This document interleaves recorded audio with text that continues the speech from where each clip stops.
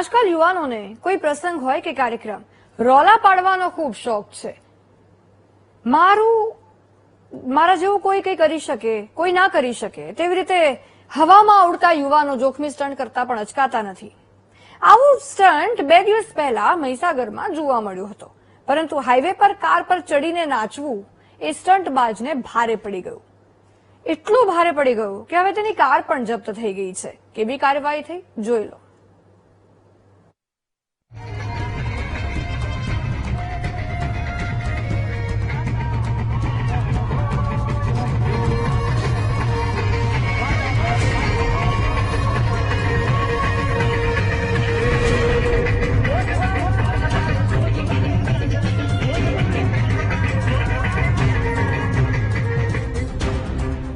બે દિવસથી સોશિયલ મીડિયામાં આ જોખમી સ્ટન્ટ વિડીયો ખૂબ વાયરલ થઈ રહ્યું છે, જેમાં લગ્ન પ્રસંગમાં જાન લઈને જતી 2 કારના બોનેટ પર જાનૈયાઓ બેસી ગયા.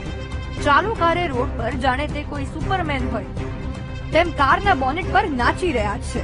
પરંતુ ડીજેના તાલે આ જોખમી ડાન્સનો વિડીયો વાયરલ થતા જ એવી હાલત થઈ કે નાચવાવાળાની સાથે સાથે કાર ચાલકને પણ લોકઅપની હવા ખાવી પડી.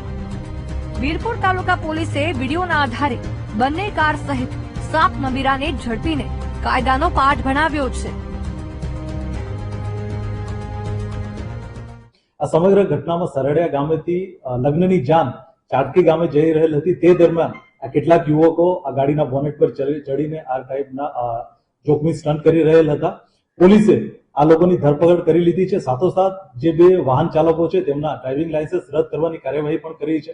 આપના માધ્યમથી હું લોકોને જણાવવા માંગીશ કે સોશિયલ મીડિયામાં વિડીયો વાયરલ કરવાના ચક્કરમાં આ પ્રકારના કોઈ પણ જોખમી સ્ટન્ટો કરવાનું ટાળો, નહીતર પોલીસ દ્વારા આપના વિરુદ્ધ સખત કાર્યવાહી કરવામાં આવશે. સાથોસાથ જે વાહનો સંકળાયેલા છે એ વાહન ચાલકોના ડ્રાઇવિંગ લાયસન્સ પણ રદ કરવામાં આવશે.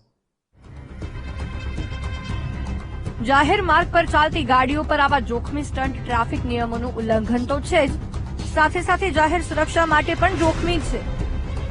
હાલ તો વીરપુર પોલીસે નબીરાઓ સામે કાર્યવાહી કરી, પરંતુ તેમને એવો પાઠ ભણાવવામાં આવવો જોઈએ કે ક્યારેય બીજી વાર સ્ટન્ટ કરતા પહેલા થરથર કાંપી ઉઠે. વિશાલ પારેખ, વીટીવી ન્યૂઝ, મહીસાગર.